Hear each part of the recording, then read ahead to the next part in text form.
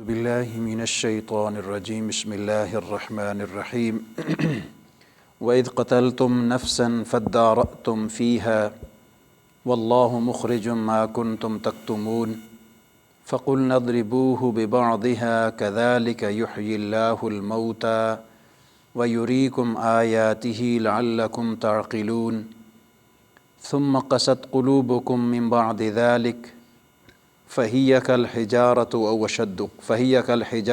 أو أشد قسوة وإن من الحجارة لما يتفجر منه الأنهار وإن منها لما يشقق فيخرج منه الماء وإن منها لما يهبط من خشية الله وما الله بغافل عما تعملون صدق اللہ العظیم۔ آج کے درس میں سورہ بقرہ کی آیت نمبر 72، 73 اور 74 یہ شامل ہیں۔ پچھلے درس میں دو واقعات گزرے تھے۔ ایک تو میں نے آپ کے سامنے ذکر کیا تھا کہ سورہ بقرہ اس واقعے کی وجہ سے اس کا نام سورہ بقرہ رکھا گیا، اور بقرہ کا مطلب ہے گائے۔ تو اللہ رب العزت نے بنی اسرائیل کو گائے ذبح کرنے کا حکم دیا، اور اس درس میں دو واقعات ذکر ہوئے تھے۔ پہلا واقعہ یہ تھا کہ بنی اسرائیل کا ایک نیک شخص تھا جو اپنے بیٹے کے وراثت میں جائیداد چھوڑ کے گیا تھا۔ اس کی جائیداد کے وارث ہونے کی وجہ سے اس کے کزن نے اس کے بیٹے کو قتل کر دیا۔ اب اس قتل کے سبب جس طریقے سے ہمارے ہاں بھی یہ انداز کیا جاتا ہے، اس لالچ میں کہ اس کی وراثت مجھے مل جائے، اس کو قتل کر دیا جاتا ہے، درمیان سے اس کو ہٹا دیا جاتا ہے۔ اب اس قتل کرنے کے سبب جو کزن تھے جنہوں نے قتل کیا تھا، انہوں نے ہی دعویٰ دائر کر دیا کہ جس کو قتل کر دیا گیا ہے، لہٰذا اس کے ورثاء ہم ہیں، تو ہم عدالت میں یہ کیس پیش کرتے ہیں کہ قاتل کو تلاش کیا جائے۔ اب مقتول کے ورثاء بھی بھئی ہم ہیں، تو قاتل کو تلاش۔ ایک تو واقعہ یہ تھا۔ تو اللہ رب العزت نے یہ ارشاد فرمایا کہ قاتل کو تلاش کیا جائے تو ٹھیک ہے، کر لیتے ہیں۔ اس کا طریقہ کار اللہ رب العزت نے بیان یہ فرمایا حضرت موسیٰ کے ریفرنس سے کہ آپ ان سے کہیے کہ گائے ذبح کریں۔ جب گائے ذبح کر دی جائے تو اس کا گوشت، اس کی ہڈی، اس کا پیس ایک نکال کے مقتول کے جسم کے ساتھ مس کیا جائے تو وہ اٹھے گا اور اپنے قاتل کے بارے میں بتائے گا۔ اب یہ تو بڑی ان کے لیے ایک نئی سچویشن تھی۔ تو ایک واقعہ یہ تھا۔ دوسرا واقعہ یہ تھا کہ جب انہوں نے یہ کہا نا کہ گائے ذبح کی جائے، تو انہوں نے کہا اس کو ٹال مٹول کیا جائے۔ اور ہمارے ہاں بھی میں دیکھتا ہوں نا کہ اپنے پاکستان کے عدالتی نظام کو تو یہ پورا واقعہ صحیح فٹ آتا ہے۔ ہمارے ہاں کیا ہوتا ہے، پھر لیت و لال کرنا شروع کر دیا جاتا ہے، اور اگلی پیشگی کے اوپر اگلی پیشگی کے اوپر اگلی پیشگی، اس کو لمبا کیا جاتا ہے۔ تو کیا بنی اسرائیل نے کہا کہ اچھا گائے ذبح کی جائے؟ موسیٰ پھر پوچھیے اپنے رب سے کہ وہ گائے کیسی ہو۔ ایک بات اللہ نے ارشاد فرمایا کہ وہ نہ درمیانی درجے کی ہو، نہ بوڑھی ہو، نہ جوان ہو، درمیانے درجے کی ہو۔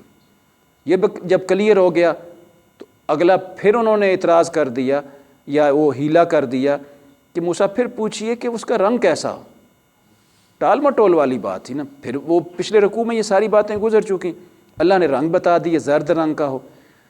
جب زرد رنگ پتہ چل گیا تو پھر تیسری بات انہیں پوچھ دی کہ اچھا اگر مزید اللہ واضح کر دینا کہ وہ کیسی ہو تو ہم پھر اس کو تلاش کر لیں گے اگر اللہ چاہے گا۔ اللہ نے ارشاد فرمایا ٹھیک ہے، تو پھر وہ ایسی گائے ہو جو نہ ہل جوتنے کے کام آئی ہو اور نہ کنواں چلانے کے کام آئی ہو۔ بنی اسرائیل میں وہ ایک ہی گائے تھی۔ اب یہ دوسرا واقعہ یہاں سے اٹیچ ہو رہا ہے کہ وہ گائے، جو شخص گائے رکھتا تھا نا، اس کا والد، یہ بچہ تھا تو اس کا والد دنیا سے چلا گیا، وہ بھی بڑا نیک شخص تھا۔ اس کی پوری وراثت میں صرف ایک بچڑی تھی۔ وہ بچڑی جو چھوٹی سی تھی نا، وہ وراثت میں چھوڑی، چلا گیا، مرنے سے پہلے دعا کی یا اللہ میرے بچے کی خیر کرنا۔ اب اس کی اہلیہ نے وہی بچڑی جنگل میں جو ہے نا وہ چلا دی کہ جنگل میں چلی جا، خود چرتی رہے، ہمارا اس کو چرانے والا کوئی نہیں ہے اور سنبھالنے والا بھی کوئی نہیں ہے۔ وہ بچڑی جنگل میں چرتی رہی، جوان ہوئی، بڑی ہوئی، ماں نے بھیجا کچھ عرصے کے بعد، بیٹا جاؤ تم جوان ہو گئے ہو، اب تم چرا سکتے ہو، لے جا سکتے ہو، آ سکتے ہو، تو اس کو لے کے آؤ جنگل سے۔ اب وہ بچڑی بڑی گائے بن گئی تھی، چھوٹی عمر سے بھی آگے نکل گئی تھی، نہ ہل جوتنے کے کام آئی، نہ وہ کنواں چلانے کے کام آئی، سالم ہر قسم کے عیب سے بھی پاک تھی، رنگ بھی زرد تھا، ایسی اٹریکٹیو قسم کی گائے تھی کہ اس کے رنگ خوبصورت تھا، دیکھنے والے کو خوبصورت لگتی تھی، جیسا قرآن نے بیان کیا گائے بھی ہے۔ بنی اسرائیل تلاش کرتے کرتے کرتے پتہ چل گیا کہ وہ گائے اس کے پاس ہے۔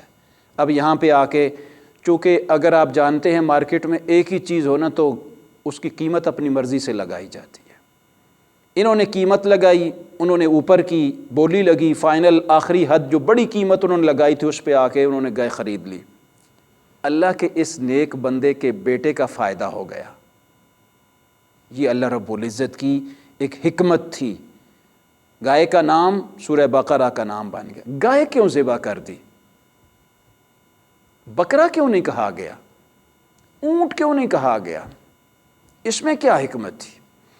یہ پیچھے ایک درس میں ہم نے پڑھا تھا، واقعہ گزرا ہے جس میں یہ تھا کہ بنی اسرائیل کو کہا گیا، موسیٰ علیہ السلام کوئی طور پہ گئے نا کتاب لینے، تو انہوں نے بعد میں ایک جو عجل تھا نا، یعنی وہ بچڑی کا، وہ گائے کا جو بچہ تھا نا، سامری کے کہنے کے اوپر اس کو خدا بنا لیا۔ تو اس کا مطلب یہ تھا کہ اس وقت مصری تہذیب میں گائے کو یا گائے کے بچے کو خدا بنانا، معبود بنانا، یہ ان کی ہیبٹ تھی، ٹریڈیشن تھی۔ اس ٹریڈیشن کو کاٹ کرنے کے لیے اللہ رب العزت نے کہا کہ گائے ذبح کرو تاکہ ان کے دل کے اندر سے گائے کا بحیثیت معبود ہونا ختم ہو جائے، ریموو ہو جائے۔ تھوڑا سا ہم بھی اپنے قریب دیکھیں نا تو ہمارے ہاں بھی اسی تہذیب میں، برصغیر کی انڈیا کی تہذیب میں گائے کو متبرک سمجھا جاتا ہے۔ تو یہ پرانی تہذیب میں آپس میں ان کا جو ہے نا وہ عمومی طور پہ تعلق رہتا تھا۔ شاید اس وجہ سے پرانی تہذیبوں میں یہ والی چیز تھی اور آج تک یہ تہذیب بھی یا یہ کیفیت بھی چلی آ رہی تھی۔ اب میں آپ کے سامنے، یہاں تک ہم پہنچ چکے، ایک بیک گراؤنڈ آپ کو بتایا، اب میں آپ کے سامنے اس کا ترجمہ پیش کرتا ہوں۔ وَإِذْ قَتَلْتُمْ نَفْسًا فَادَّارَأْتُمْ، یاد کرو جب تم نے قتل کیا ایک جان کو، فَادَّارَأْتُمْ فِيهَا، پھر تم نے اس میں جھگڑا کرنا شروع کر دیا، وَاللَّهُ مُخْرِجٌ مَا كُنْتُمْ تَكْتُمُونَ، اللہ تعالیٰ نے اس کو ڈسکلوز کر دیا جو تم چھپایا کرتے تھے۔ مخرجن کا مطلب ہوتا ہے نکال لینا۔ اللہ رب العزت نے ایک چیز کو خوبصورت انداز میں واضح کر کے تمہارے سامنے نکال کے رکھ دیا جو تم چھپاتے تھے۔ کیا چھپاتے تھے بھلا؟ کہ قاتل کون ہے، چھپاتے تھے وہ۔ فَقُلْنَا اضْرِبُوهُ، ہم نے کہا فَقُلْنَا اضْرِبُوهُ بِبَعْضِهَا، اس گوشت کا بعض حصہ اس قاتل مقتول کے جسم کے ساتھ لگاؤ۔ كَذَلِكَ يُحْيِي اللَّهُ الْمَوْتَى، جب زندہ ہو جائے گا نا تو اللہ ارشاد فرماتے ہیں اسی طرح اللہ تعالیٰ مردوں کو بھی زندہ کرے گا۔ جب مر جائیں گے جسم دوبارہ سے اللہ رب العزت اٹھائے گا نا تو لوگ حیرت زدہ ہوں گے نا کہ کیسے اللہ رب العزت مردوں کو، جیسے مکہ والے بھی کہتے تھے کیسے اللہ رب العزت مردوں کو زندہ کرتا ہے، کہا اللہ تعالیٰ اسی طرح مردوں کو زندہ کرتا ہے۔ وَيُرِيكُمْ آيَاتِهِ، تاکہ وہ تمہیں اپنی نشانیاں دکھائے، لَعَلَّكُمْ تَعْقِلُونَ، اگر تم ریشنلائز ہو، اگر تم عقلی طور پہ اپنی عقل رکھتے ہو نا تو تمہیں اللہ چاہتا ہے کہ اپنی نشانیاں دکھائے۔ یہاں تک تو اس واقعے کا تعلق تھا نا، اب ان کی کیفیت کا تعلق ہے۔ ثم قست قلوبکم من بعد ذلک فہی کالحجارہ۔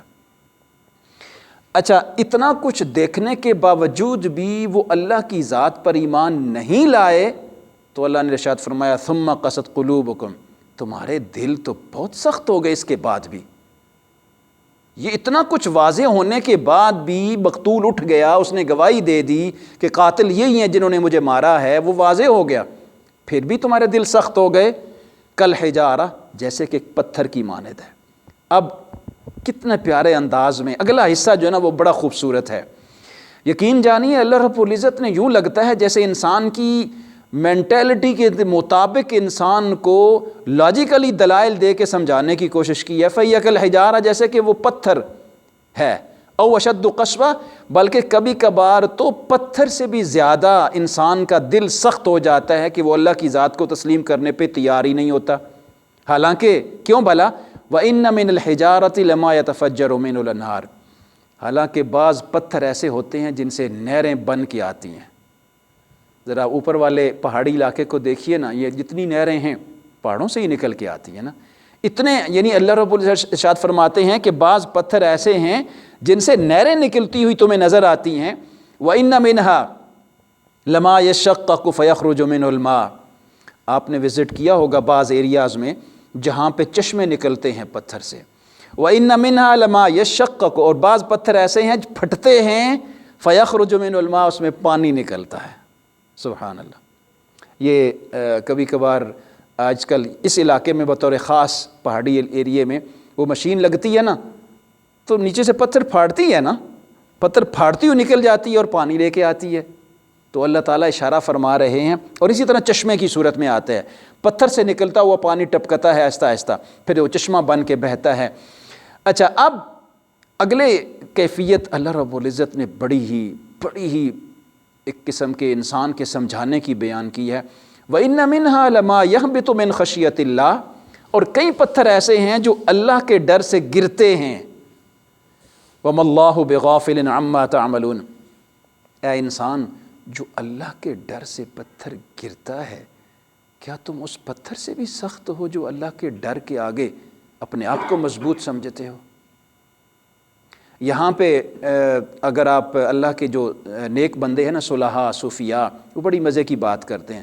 ارشاد فرماتے ہیں کہ جب انسان سخت دل ہو جاتا ہے نا، اور گناہ اس انسان کو سخت کر دیتا ہے، وہ اپنے گناہ پہ پچھتاتا نہیں ہے، اور جب گناہ پہ انسان پچھتاتا ہے نا تو پھر اتنا نرم ہو جاتا ہے کہ اس کے آنسو اس کے گناہ کے ساتھ بہنا شروع ہو جاتے ہیں۔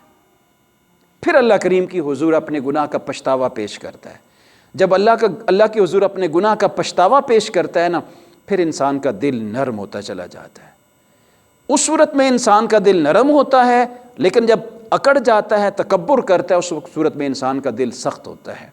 اور آخری جو ڈکلیریشن اللہ رب العزت نے بیان فرمایا بڑا پیارا ہے، وَمَا اللَّهُ بِغَافِلٍ عَمَّا تَعْمَلُونَ، جو تم کر رہے ہو اللہ اس سے غافل نہیں ہے۔ جتنے بھی ہم کام کرتے ہیں دنیا میں رہتے ہوئے، جو مرضی ہم کر لیں، اللہ اس سے غافل نہیں ہے۔ یہ الگ بات ہے کہ اللہ جانتے ہوئے بھی ہمارے عیوب کو، ہمارے گناہوں کو دنیا والوں کے سامنے ڈسکلوز نہیں کرتا۔ یہ اس کی مہربانی ہے، یہ اس کی عنایت ہے۔ اگر وہ چاہے تو ایک ایک کے ماتھے کے اوپر لکھ دے صبح اٹھتے ہوئے بنی اسرائیل کی طرح کہ یہ فلاں گناہ اس نے کیا، رات کو یہ فلاں گناہ اس نے کیا، لیکن اللہ نہیں کرتا۔ لیکن اللہ جانتا ہے، غافل نہیں ہے وہ تم سے۔ اگر وہ چاہے نا تو وہ تمہارے چھپی ہوئی چیزوں کو ڈسکلوز، لیکن قیامت کے دن کرتا رہے گا، قیامت کے دن کر کے رہے گا۔ ہاں، اگر دنیا میں رہتے ہوئے تم اپنے گناہ کے اوپر نادم ہو جائے تو وہ قیامت کے دن بھی چھپا لے گا۔ یہ وہ اللہ ہے۔ دعا ہے اللہ کریم عمل کی توفیق عطا فرمائے۔